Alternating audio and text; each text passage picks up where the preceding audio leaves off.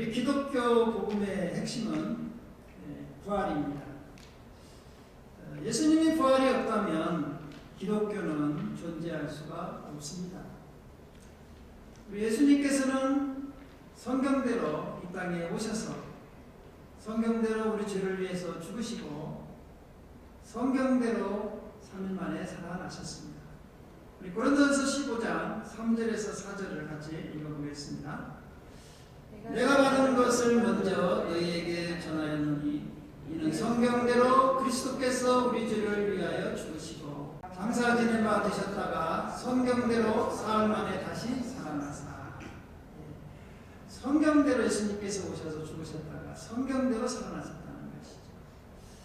그래서 제자들에게 많은 부활하시고 나서 여러 제자들에게 보여주었지만 제자들이 믿지 못했어요. 심지어 보고도 의심하는 자들이 있었다. 이렇게 성경 우리에게 말씀하고 있습니다. 우리 마태복음 28장 16절에서 17절을 같이 읽어보겠습니다. 11 제자가 갈릴리에 가서 예수께서 지시하신 산에 이르러 예수를 배웠고 경배하나 아직도 의심하는 사람들이 있더라 그랬어요. 그 당시에도 어떻게 죽은 사람이 살아날 수가 있냐, 부활하신 예수님을 보고도 믿지 못하고 심지어 의심하는 사람도 있었다는 것이죠.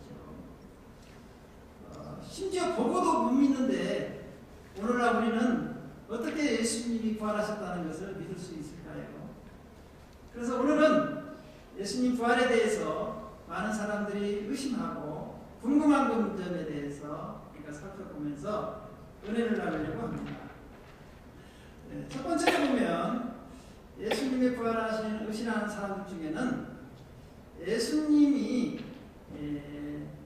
십자가에서 죽긴 죽었는데 그리고 장사를 지내서 무덤에 안치되었는데 그 제자들이 밤중에 경비병들이 졸고 있을 때 예수님의 시신을 도둑질해 갔다 이렇게 주장하는 사람들도 있습니다. 여러분 잘 아시다시피 예수님의 11제자는 예수님이 겟세마네 동산에서 군병들에게 잡혔을 때 무서워서 다 도망갔습니다. 그 중에 한 사람 베드로는 그래도 예수님이 잡혀가시는 걸 보면서 멀찍이 있게 뒤따라가서 제사장에게 신문받는 그 제사장 뜰에서 예수님을 바라보고 있을 때 조그마한 소녀 하나가 그 베드로를 발견하고 너도 저 예수와 같이 있었던 사람이네. 나 모른다고. 말투가 보니까 갈릴리 그 사람하고 똑같구만. 나 아니라고.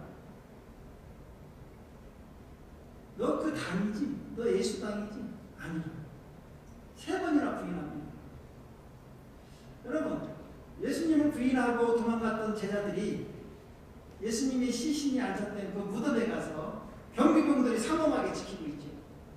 또 예수님의 시신은요, 로마, 총독, 빌라도의 공인이 찍힌, 도장이 찍힌 그 종이가 딱 붙어 있어요. 그러면 우리가 나라에 그 공인된 도장이 찍힌 걸 함부로 띄면 처벌을 받잖아요.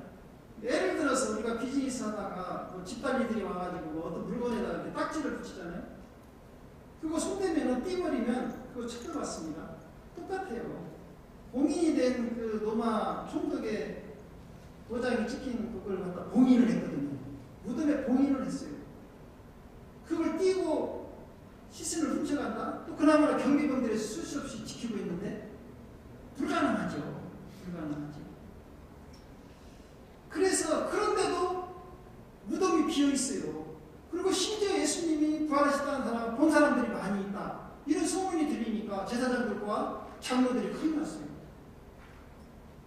그래서 예수님의 부활을 믿지 못하게 하려고 도난설을 퍼뜨린 거예요. 돈을 주고. 우리 마태복음 28장 12절에서 13절 또 15절까지 같이 읽어보겠습니다. 그들이 장로들과 함께 모여 의논하여 군인들에게 돈을 많이 주며 이르되 너희는 말하기를 그의 제자들이 밤에 와서 우리가 잘 때 그를 도둑질하여 갔다 하라.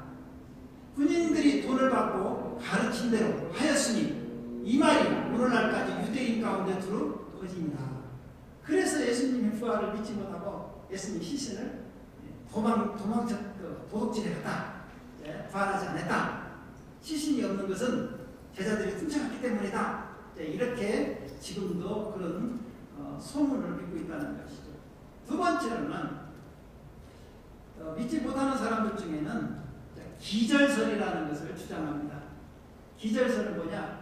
예수님께서 십자가에서 죽지 않고 잠시 기절했다는 거예요. 그리고 죽은 줄 알고 무덤에 장사를 했는데, 여러분 밤에 되면 서늘해지니까 무덤이 이제 기온이 내려가니까 서늘해지니까 예수님이 정신이 번쩍 들었다는 거예요. 그래가지고 예수님이 그 돌무덤을 열고 나왔다는 거예요. 그걸 갖다가 예수님이 부활했다. 이렇게 제자들이 퍼뜨리고 다닌다는 거예요. 여러분, 우리 예수님은 십자가에서 9시에 못이 박혀갖고 6시간 동안 고통을 당하지 않습니까? 그래서 거기에서 물과 피를 다 쏟으시고 돌아가십니다.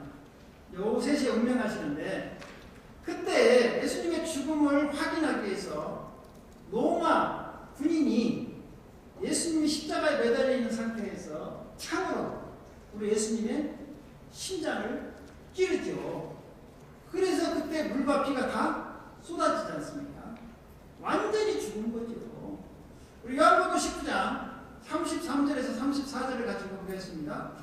예수께 이르러서는 이미 죽으신 것을 보고 다리를 꺾지 아니하고 그중 한 군인이 창으로 옆구리를 찌르니 그 피와 물이 나오더라. 이렇게 찍었죠. 창으로 군인이 십자가에 달려있는 상태에서 예수님을 찌르니까 심장이 관통해가지고 물과 피를 다 쏟았습니다. 어떻게 이게 기절한 거냐 이거죠. 너마 총독이 다 확인을 하고 거기 백부장들이 다 확인하고 수많은 사람 확인하고 예수님이 시신이 안 찍혔다는 것이죠. 근데 기절했다고 이렇게 우긴다는 것이죠. 믿지 못하니까. 세 번째로는 환각설이 있어요. 환각설. 제자들이 예수님이 환상을 봤다는 거예요. 착각을 보고. 여러분, 환각은요, 혼자 있을 때 어쩌다가 볼 수도 있습니다. 정신이 혼미해져가지고. 뭐 잠을 못 잔다든가, 또 요즘에는 무슨 마약, 그런 약을 먹어갖고 정신이 몽롱해져가지고 헛것이 보일 수도 있을 수 있죠. 그러나 여러분, 예수님은요, 혼자 있을 때 나타난 게 아니에요. 예수님의 제자들이 있을 때, 심지어 500명이 모여있는 상태에 있을 때도 그때 500명의 본을 앞에 나타났었어요. 우리 고린도전서 15장 5절에서 6절을 같이 읽어보겠습니다. 게바에게 보이시고 후에 12 제자에게와 그 후에 500의 형제에게 일시에 보이셨나니 그 중에 지금까지 대다수는 살아있고 어떤 사람은 잠들었으며. 그렇죠. 어떻게 500여 명이 한꺼번에 환상을 볼 수 있을까요? 다 정신이 멀쩡한데. 거기서 한두 명은 정신이 이상할 수도 있겠지만.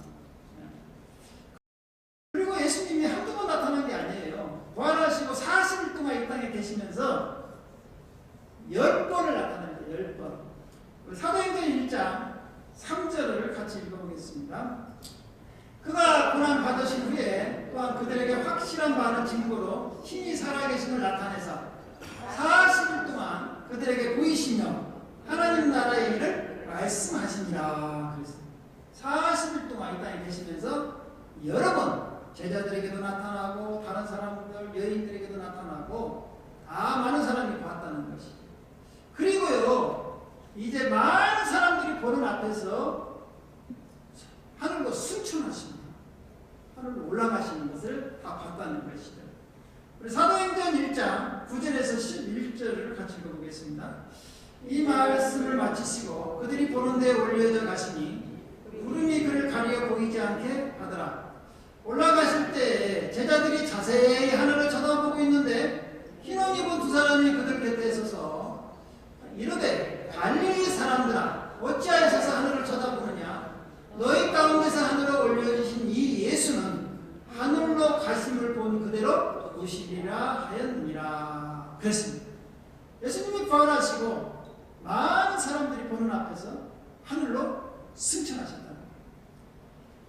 예수님이 부활과 예수님 승천하신 것을 본 제자들은 이제 과거의 제자들이 아닙니다. 완전히 180도 다른 사람으로 변화됩니다. 과거에는 유대인들, 제사장들, 장로들이 두려워서 숨었던, 도망갔던 사람들이 이제는 도망가지 않습니다.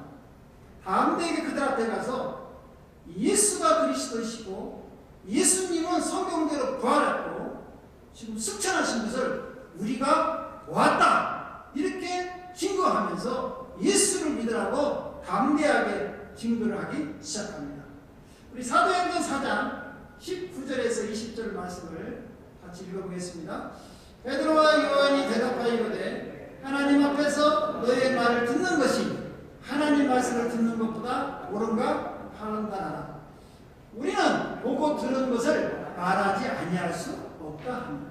야, 확실히 자기들이 눈으로 보고 확인을 하고 하나님 승천하신 것을 봤다는 거예요.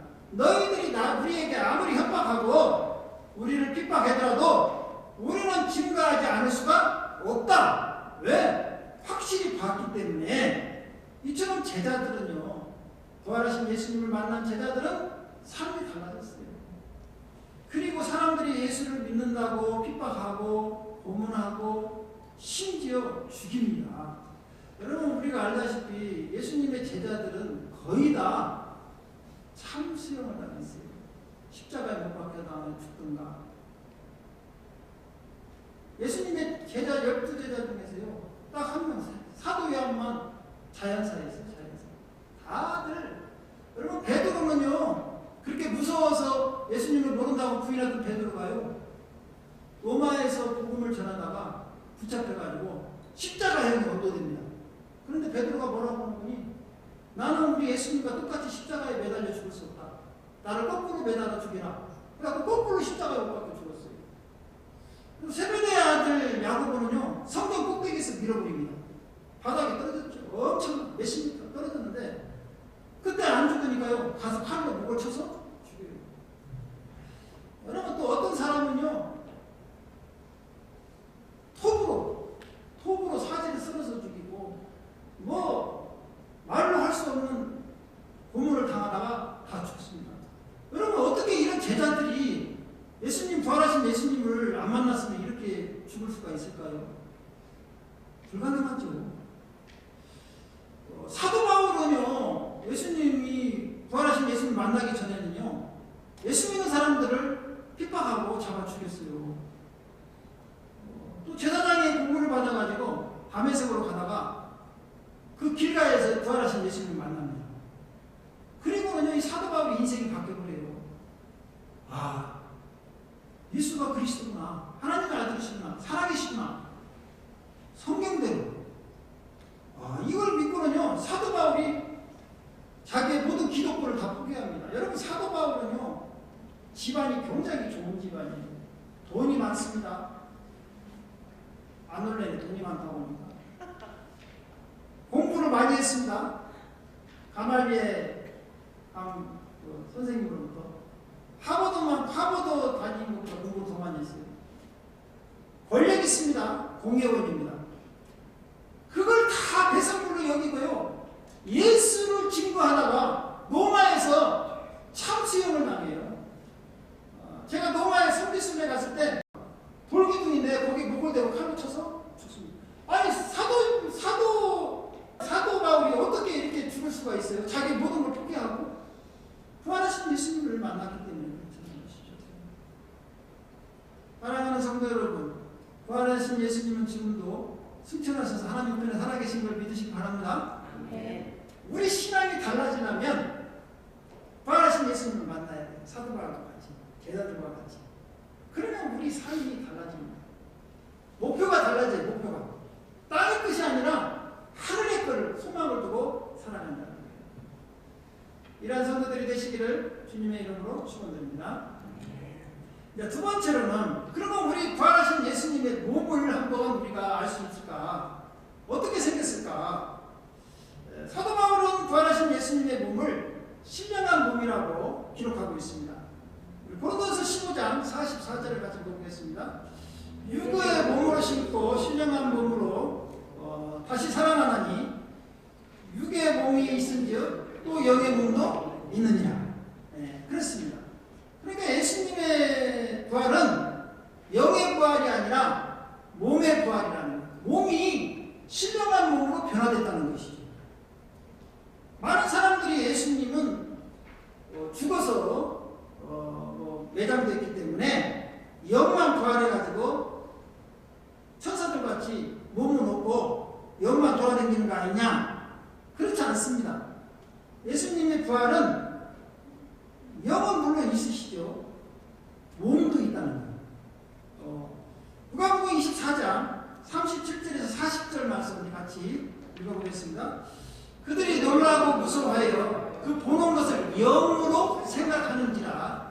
예수께서 이르시되 어찌하여 두려워하며 어찌하여 마음에 의심이 일어나느냐. 내 손과 발을 보고 나인 줄 알라. 또 나를 만져보라. 영은 살과 뼈가 없으되 너희 보는 바와 같이 나는 믿느니라. 이 말씀을 하시고 손과 발을 보이시나. 할렐루야. 신기하죠? 여러분 보십시오. 예수님은 부활하셔가지고 예수님은 시신이 없어요.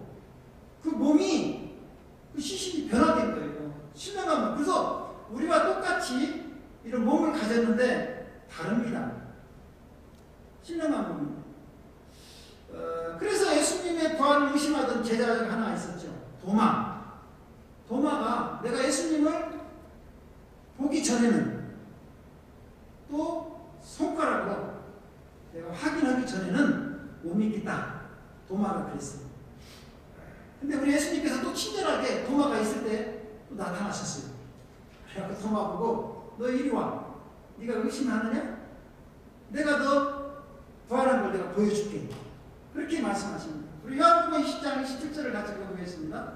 도마에게 이르되 내 손가락을 이리 내밀어 내 손을 보고 내 손을 내밀어 내 옆구리를 넣어보라.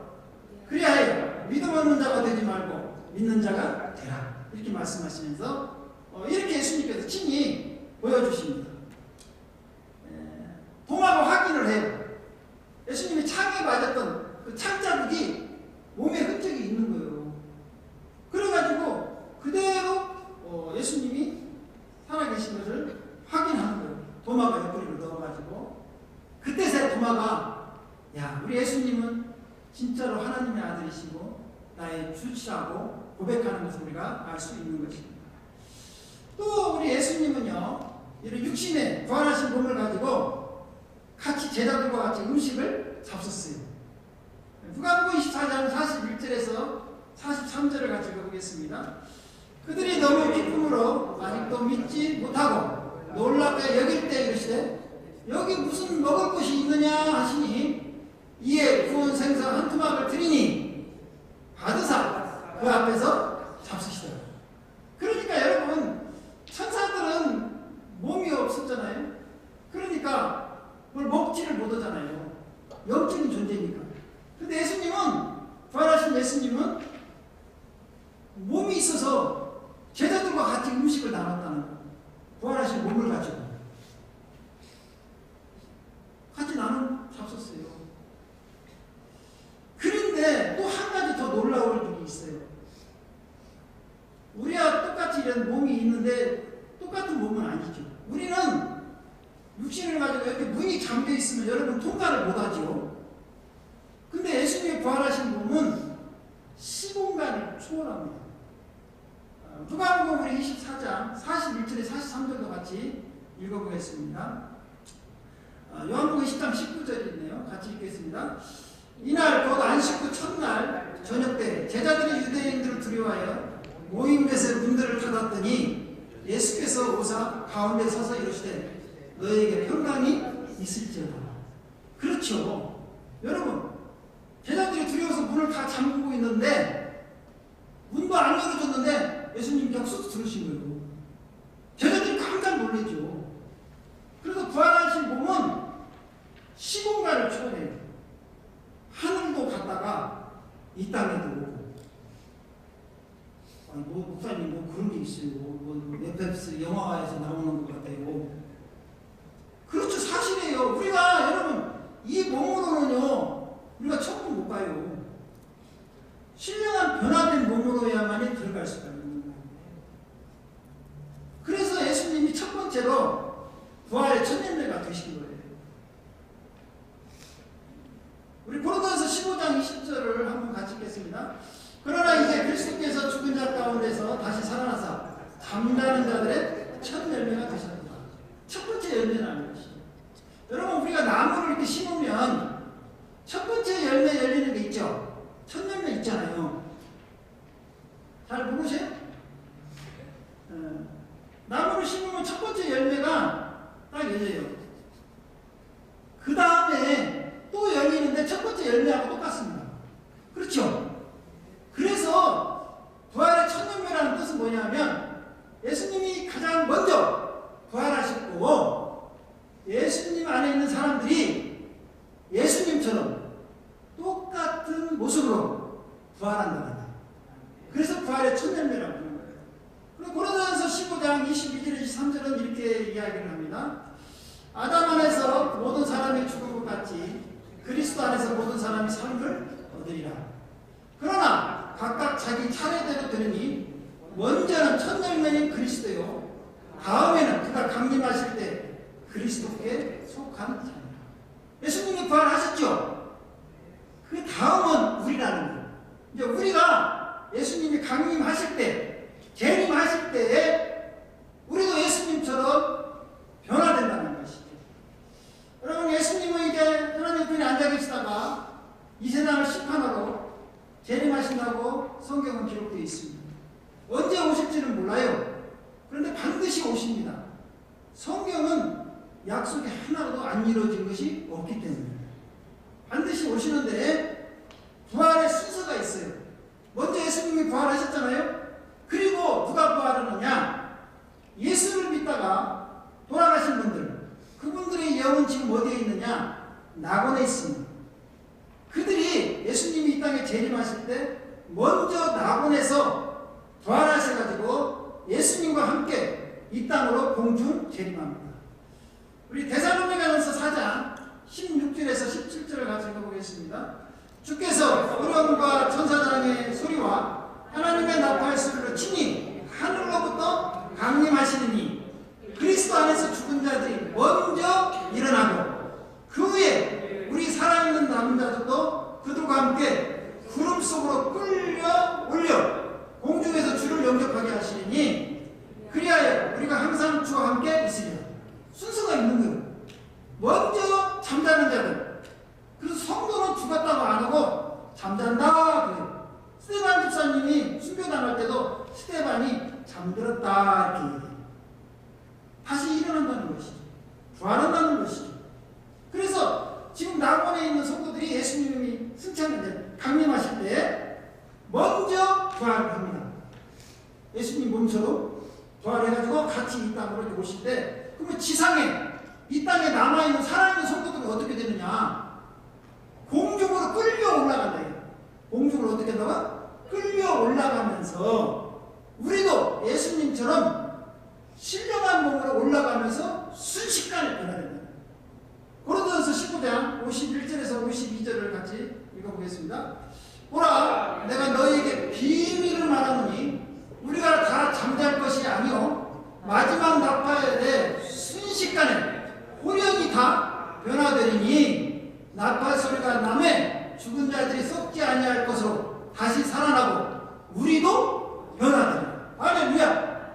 이야, 여러분 신기하죠? 신기한 일이. 우리가 살아있는 우리들이 예수님이 재림하실 때 하늘에서 천사들의 나팔 소리가 들릴 때 여기서 성도들이 다 끌어서 올라가면서 어떻게 해요? 순식간에 신령한 몸으로 변화돼서 천국에 들어가시다. 이 몸으로는 못 간다는 거예요. 우리는 시공간을 초월도 못 오잖아요. 우리는 숨을 쉬어야잖아요. 근데 하늘에 공기가 없는데 어디 가서 숨을 쉬겠어요? 이 몸으로는 못 들어가고 예수님처럼 신령한 몸, 변화된 몸으로 올라가 들어갑니다. 그 몸은요, 천국은 남자 여자가 없다는 거예요. 신령한 몸은요 남자 여자가 아니라 천사와 같이 중성이에요, 중성. 우리 누가복음 20장 35절 36절 한번 같이 보겠습니다. 저 세상과 및 죽은 자 가운데서 부활함을 얻기에 합당한 여김을 받은 자들은 장가가고 시집가는 일이 없으며 그들은 다시 죽을 수도 없나니 이는 천사와 동등이요 부활의 자녀로서 하나님의 자녀입니다. 여러분, 그래서 신령한 몸으로 변화되어 버리면요 남자 여자가 아니에요. 천국 가서 남자 여자가 시집가고 장가가는 게 아니에요. 그러니까 여러분, 올라가기 전에 시집장가 가야 돼요. 여기도 시집장가 안 가면요 천국은 없다니까. 천사와 같이 시집장가 안 간다는 거예요. 거기는 아주 천사들과 같이 동등으로 영원히 살긴 살아요. 신령한 몸은요 이 땅에 살 때는요 몸이 아프고 병들고 고통스럽고 막 그러잖아요. 신령한 몸으로 변화돼서 올라가면요 아픈 곳이 없습니다. 고통이 없어요. 그 대신 천국에 가면 그러면 뭐 아무것도 안 먹고 사냐? 아까 예수님 신령한 몸으로 해서 다 잡수시고 그러잖아요. 다 먹어요. 어떤 분은 그래요. 야, 천국에 가면 먹을 것이 많이 있냐? 먹을 거 없으면 안 간단다 그래요. 먹는 즐거움이 없이 어떻게 사냐? 천국에 가면 더 맛있는 것이 더 많아요. 아픈 것이 없고. 여러분, 몸 아프면 안 아픈 분 없잖아요. 눈물이 없고 죽음이 없는 곳, 신령한 몸으로 영원히 산다는 거예요. 그래서 그곳에 이제 올라가면 예수님과 영원히 왕노릇 한다. 이렇게 성경은 기록하고 있습니다. 우리 요한계시록 20장 6절을 같이 읽어보겠습니다. 이 첫째 부활에 참여하는 자들은 복이 있고 거룩하도다. 둘째 사망에 그들을 다스릴 권세가 없고 도리어 그들이 하나님과 그리스도의 제사장이 되어 1000년 동안 그리스도와 더불어 왕노릇하리라. 둘째 사망, 지옥을 가지 않고 영원히 이제 천국에 들어가서 예수님과 함께 1000년 동안 왕노릇한다는 거예요. 사랑하는 성도 여러분, 예수님은 부활하셨습니다. 예수님은 부활의 천년매가 되셨습니다. 우리도 예수님을 따라서 여러분도 다 부활할 줄로 믿습니다. 그래서 영원한 천국에서 예수님과 영원히 왕노릇하며 살아가실 줄을 주님의 이름으로 축원드립니다. 기도하겠습니다.